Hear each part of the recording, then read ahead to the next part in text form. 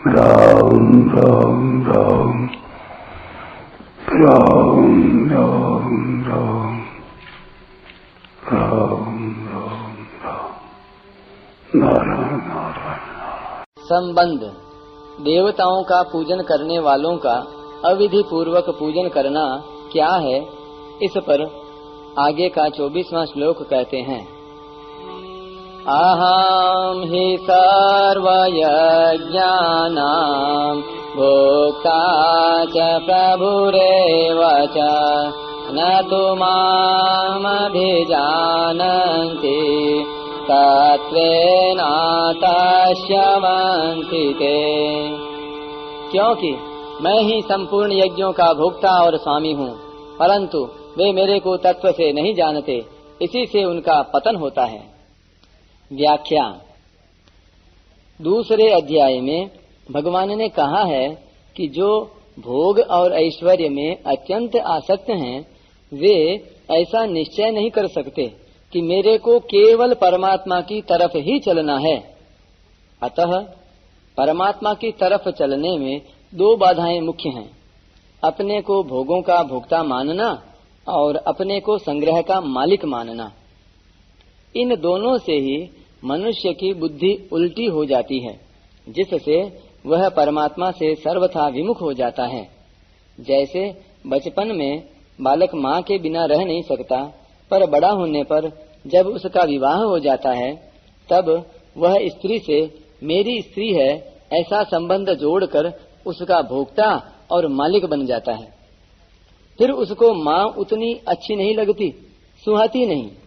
ऐसे ही जब यह जीव भोग और ऐश्वर्य में लग जाता है, अर्थात अपने को भोगों का भोक्ता और संग्रह का मालिक मानकर उनका दास बन जाता है और भगवान से सर्वथा विमुख हो जाता है, तो फिर उसको यह बात याद ही नहीं रहती कि सबके भोक्ता और मालिक भगवान हैं। इसी से उसका पतन हो जाता है। परंतु जब इस जीव को चेत हो जाता है कि वास्तव में मात्र भोगों के भोक्ता और मात्र ऐश्वर्य के मालिक भगवान ही हैं, तो फिर वह भगवान में लग जाता है और ठीक रास्ते पर आ जाता है। फिर उसका पतन नहीं होता। अहम ही सर्व यज्ञानां भोक्ता च प्रभुरेव च। शास्त्र की आज्ञा के अनुसार मनुष्य यज्ञ, दान, तप, तीर्थ, व्रत आदि जितने शुभ कर्म करते हैं तथा अपने वर्ण आश्रम की मर्यादा के अनुसार जितने व्यावहारिक और शारीरिक कर्तव्य कर्म करते हैं, उन सब कर्मों का भोक्ता अर्थात फल भागी मैं हूँ। यहाँ बहुवचन यज्ञानाम शब्द के अंतर्गत संपूर्ण कर्तव्य कर्म आ जाते हैं। फिर भी इसके साथ सर्व शब्द लगाने का तात्पर्य है कि शास्त्रीय, शारीरिक, व्यावहारिक आदि कोई भी कर्तव्य कर्म बाकी न रहे। कारण कि वेदों में, शास्त्रों में, पुराणों में, स्मृति ग्रंथों में प्राणियों के लिए शुभ कर्मों का जो विधान किया गया है, वह सब का सब मेरा ही बनाया हुआ है और मेरे को देने के लिए ही बनाया हुआ है, जिससे ये प्राणी संपूर्ण कर्तव्य कर्मों से और उनके फलों से सर्वथा निर्लिप्त रहें, कभी अपने स्वरूप से च्युत न हों और अनन्य भाव से केवल मेरे में ही लगे रहें। अतः उन संपूर्ण शुभ कर्मों का और व्यावहारिक तथा शारीरिक कर्तव्य कर्मों का भोक्ता मैं ही हूँ। जैसे संपूर्ण यज्ञों का भोक्ता यानी फल भागी मैं ही हूँ, ऐसे ही संपूर्ण संसार का अर्थात संपूर्ण लोक, पदार्थ, व्यक्ति, घटना, परिस्थिति, क्रिया और प्राणियों के शरीर, मन, बुद्धि, इंद्रियां आदि का मालिक भी मैं ही हूँ। कारण कि अपनी प्रसन्नता के लिए ही मैंने अपने में से इस संपूर्ण सृष्टि की रचना की है।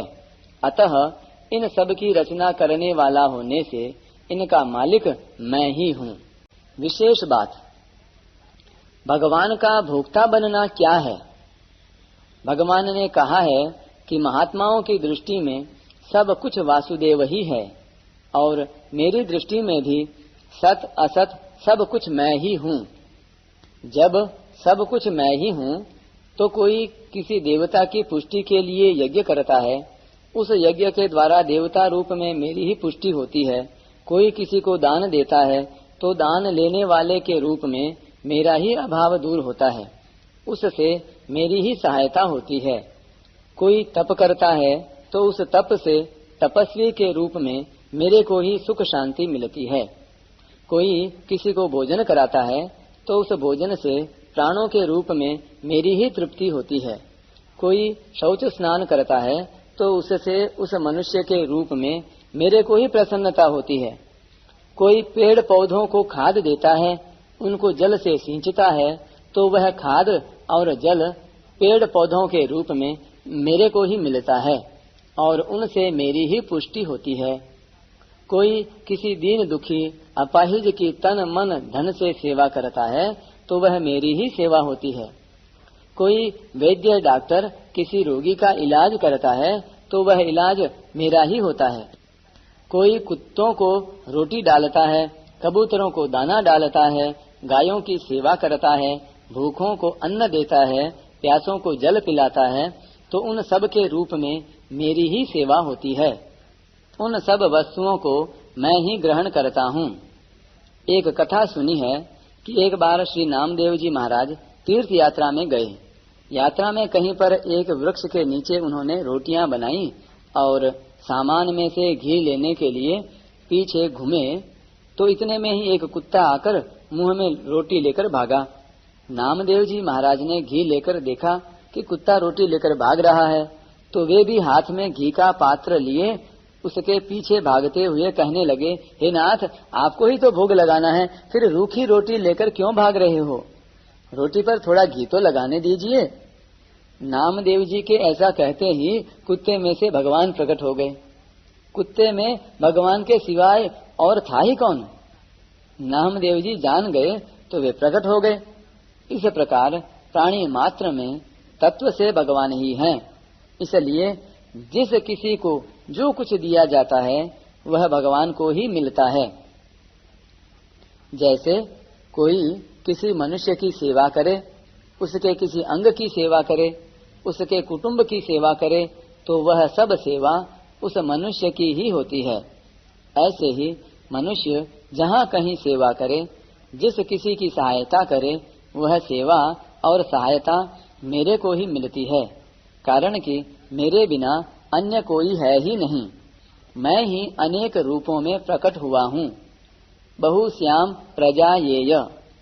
तात्पर्य यह हुआ कि अनेक रूपों में सब कुछ ग्रहण करना ही भगवान का भोक्ता बनना है। भगवान का मालिक बनना क्या है? भगवत तत्व को जानने वाले भक्तों की दृष्टि में अपरा और परा प्रकृति रूप मात्र संसार के मालिक भगवान ही हैं। संसार मात्र पर उनका ही अधिकार है। सृष्टि की रचना करें या न करें, संसार की स्थिति रखें या न रखें, प्रलय करें या न करें, प्राणियों को चाहे जहाँ रखें, उनका चाहे जैसा संचालन करें, चाहे जैसा उपभोग करें, अपनी मर्जी के मुताबिक चाहे जैसा परिवर्तन करें आदि मात्र परिवर्तन परिवर्धन करने में भगवान की बिल्कुल स्वतंत्रता है। तात्पर्य यह हुआ कि जैसे भोगी पुरुष भोग और संग्रह का चाहे जैसा उपभोग करने में स्वतंत्र है, जबकि उसकी स्वतंत्रता मानी हुई है, वास्तव में नहीं है, ऐसे ही भगवान मात्र संसार का चाहे जैसा परिवर्तन परिवर्धन करने में सर्वथा स्वतंत्र हैं। भगवान की वह स्वतंत्रता वास्तविक है। यही भगवान का मालिक बनना है। न तु माम अभिजानन्ति तत्वे नातश्च्यवन्ति ते। वास्तव में सत असत जड़ चेतन आदि सब कुछ मैं ही हूँ। अतः जो भी कर्तव्य कर्म किए जाएं, उन कर्मों का और उनके फलों का भोक्ता मैं ही हूँ तथा संपूर्ण सामग्री का मालिक भी मैं ही हूँ। परंतु जो मनुष्य इस तत्व को नहीं जानते, वे तो यही समझते हैं कि हम जिस किसी को जो कुछ देते हैं, खिलाते हैं, पिलाते हैं, वह सब उन प्राणियों को ही मिलता है। जैसे हम यज्ञ करते हैं तो यज्ञ के भोक्ता देवता बनते हैं, दान देते हैं तो दान का भोक्ता वह लेने वाला बनता है। कुत्ते को रोटी और गाय को घास देते हैं तो उस रोटी और घास के भोक्ता कुत्ता और गाय बनते हैं। हम भोजन करते हैं तो भोजन के भोक्ता हम स्वयं बनते हैं। तात्पर्य यह हुआ कि वे सब रूपों में मेरे को न मानकर अन्य को ही मानते हैं, इसी से उनका पतन होता है। इसलिए मनुष्य को चाहिए कि वह किसी अन्य को भोक्ता और मालिक न मानकर केवल मेरे को ही भोक्ता और मालिक माने, अर्थात जो कुछ चीज दी जाए उसको मेरी ही समझकर मेरे अर्पण करे। त्वदीयम वस्तु गोविंद तुभ्यमेव समर्पये। दूसरा भाव यह है कि मनुष्य के पास जो कुछ भोग और ऐश्वर्य है वह सब मेरा ही है और मेरे विराट रूप संसार की सेवा के लिए ही है। परंतु भोग और ऐश्वर्य में आसक्त मनुष्य उस तत्व को न जानने के कारण उस भोग और ऐश्वर्य को अपना और अपने लिए मान लेते हैं, जिससे वे यही समझते हैं कि ये सब चीजें हमारे उपभोग में आने वाली हैं और हम इनके अधिपति हैं, मालिक हैं। पर वास्तव में वे उन चीजों के गुलाम हो जाते हैं। वे जितना ही उन चीजों को अपनी और अपने लिए मानते हैं उतने ही उनके पराधीन हो जाते हैं। फिर वे उन चीजों के बनने बिगड़ने से अपना बनना बिगड़ना मानने लगते हैं, इसलिए उनका पतन हो जाता है। तात्पर्य यह हुआ कि मेरे को संपूर्ण यज्ञों का भोक्ता और मालिक जानने से मुक्ति हो जाती है और न जानने से पतन हो जाता है।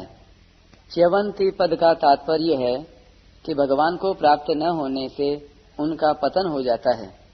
वे शुभ कर्म करके ऊंचे ऊंचे लोकों में चले जाएं तो यह भी उनका पतन है, क्योंकि वहां से उनको पीछे लौटकर आना ही पड़ता है। वे आवागमन को प्राप्त होते ही रहते हैं, मुक्त नहीं हो सकते। परिशिष्ट भाव। 5वें अध्याय के अंत में भी भगवान ने अपने को संपूर्ण यज्ञों और तपों का भोक्ता बताया है। भोक्तारम यज्ञ तपसाम।